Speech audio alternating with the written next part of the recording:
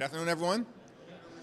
House Democrats remain focused on making life more affordable for the American people. Donald Trump promised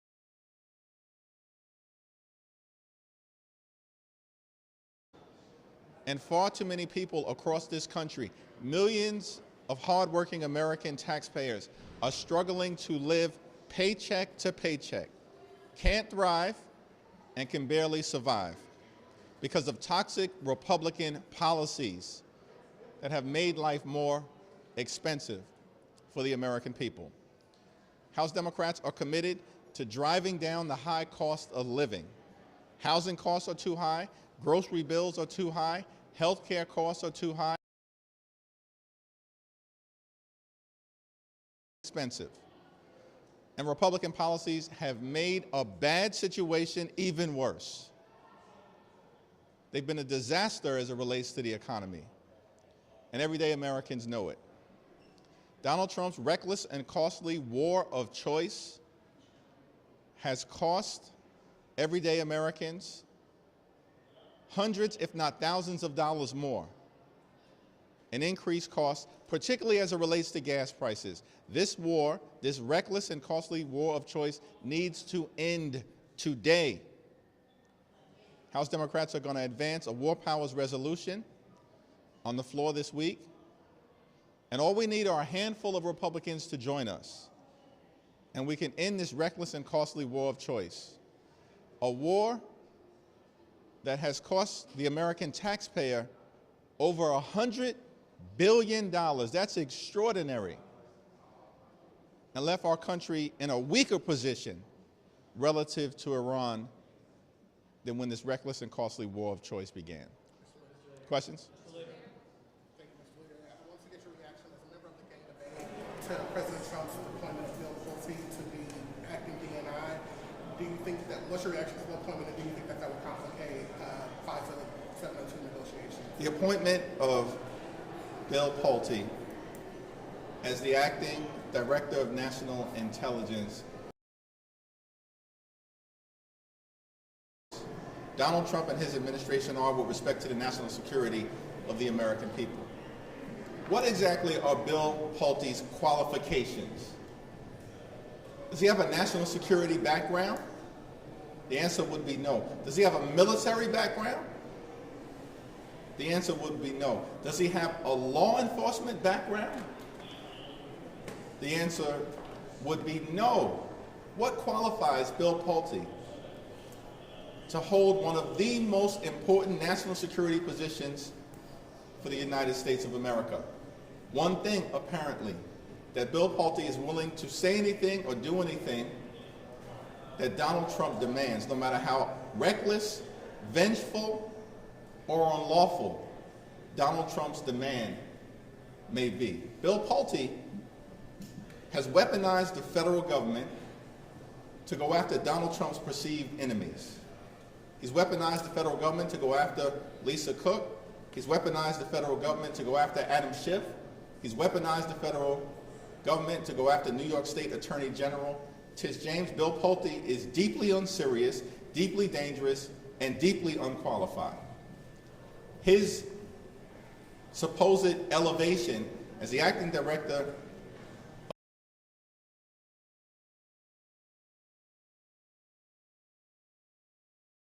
of support. Why in the world should Democrats or any member of Congress trust Donald Trump, Kash Patel, or Bill Pulte with the privacy of the American people? Mr. Leader, the Republican agenda this week is... Did I call on you? You looked at me. Okay. And nobody else said anything. That was a slick move right there. Well, as slick as the Knicks in the playoffs here. Knicks and six. We'll talk about that. So, the Republicans this week have a number of fraud bills on the floor.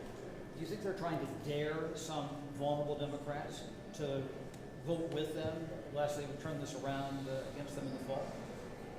Republicans in the House are in deep trouble. They are on the verge of losing their majority. They understand it. The Republicans have done nothing to make life more affordable for the American people. Costs haven't gone down in the United States of America. under complete Republican control of government. Costs have gone up. And so the legislative games that they may be playing on the floor of the House of Representatives this week, this month, next month, over the next several months, in advance of the midterm election, the American people have already concluded that the Republican-controlled Congress has been a failure. And it's up to us as Democrats to continue to make the case that we actually will be focused on making their life more affordable. What about Democrats voting yes on this, people from swing districts? Listen, Democrats are going to make a decision based on what's the right thing to do for the district that they represent. And I trust every single Democrat, particularly those has repeatedly canceled voting days like today at the last minute. What's your reaction to those rapid schedule changes? And if you become Speaker, would you keep the House in session more often? Well, we certainly are committed as Democrats to get things done for the American people at a moment when there are a whole host of serious issues that need to be addressed, particularly as it relates to making life more affordable for everyday Americans. The Republicans can't get out of their own way. Democrats have repeatedly governed in the minority as if we were in the majority.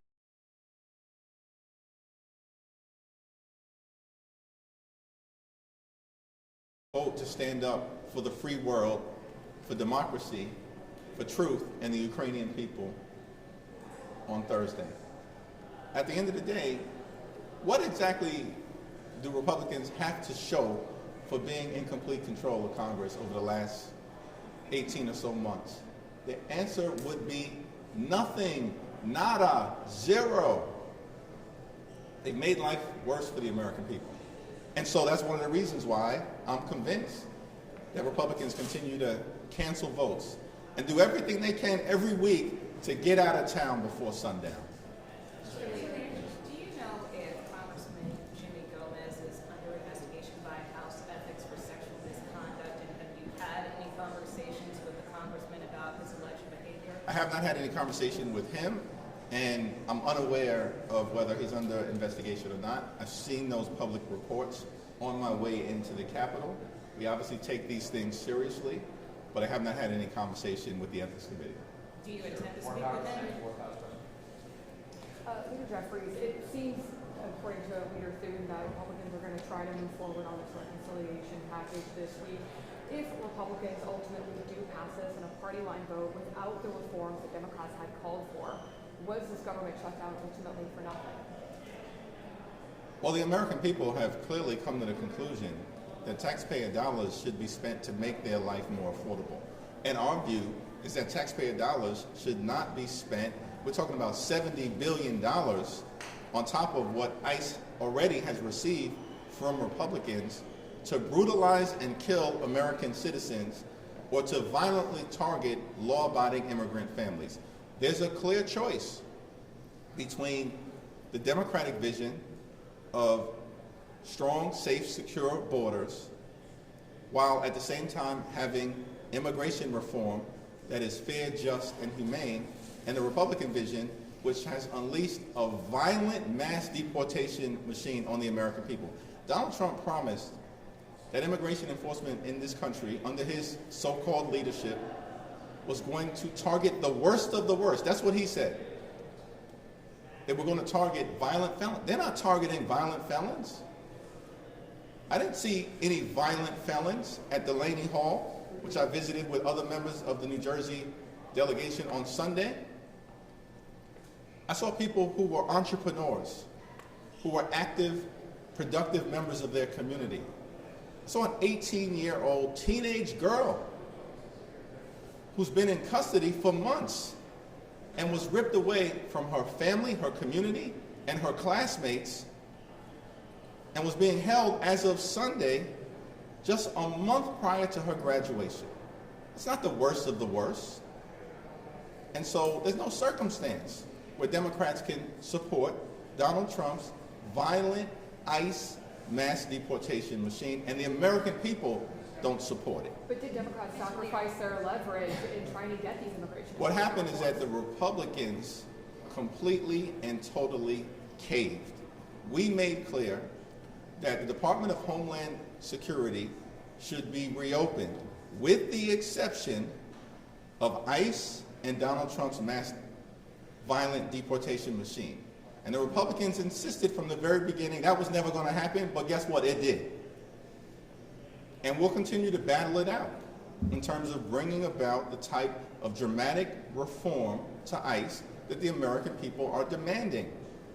ICE should be compelled to conduct itself like every other cop, police officer, or law enforcement agency in the country. That's not too much to ask. They're out of control and they need to be reined in. Sit down, Delaney Hall. Thanks. Okay, Mr. Leader, Mayor Mamdani endorsed against a member of your caucus in New York, Mr. Espaillat. How does that change your relationship with the mayor? As I mentioned yesterday, the mayor and I have agreed to strongly disagree as it relates to Congressman Adriano Espaillat, who's a bold, effective leader. He's been battling Donald Trump. He's been battling MAGA extremism. Adriano Espaillat has been battling ICE to rein them in because he knows they're completely and totally out of control. And he's been pushing back aggressively against Donald Trump's reckless and costly war of choice. I'm going to continue to stand strongly behind Representative Adriano Espaillat, and we're going to work hard to make sure he's reelected. Governor Sherrill has come under a lot of scrutiny for deploying the state troopers against the anti-ICE protesters at Delaney Hall. How would you assess Governor Sherrill's response to the situation there? Well, Governor Sherrill has overall been an effective governor. It's a very difficult situation because of the inflammatory tactics that have been used by Donald Trump, ICE agents, as we've seen in other parts of the country, particularly what went down in Minneapolis. And we're going to continue, as Governor Sherrill has done, to urge everyone to make sure that they exercise their right to protest peacefully in a manner consistent with the First Amendment. And I think she's working as hard as she can to handle the situation as best she can. What we need to have happen is that ICE needs to be brought under control. And the only way to do that is to ensure that we can pass in this Congress the types of dramatic reforms that allow immigration enforcement in this country to be fair, just, and humane, consistent with who we are as a country, a nation both anchored in the rule of law and a nation of immigrants.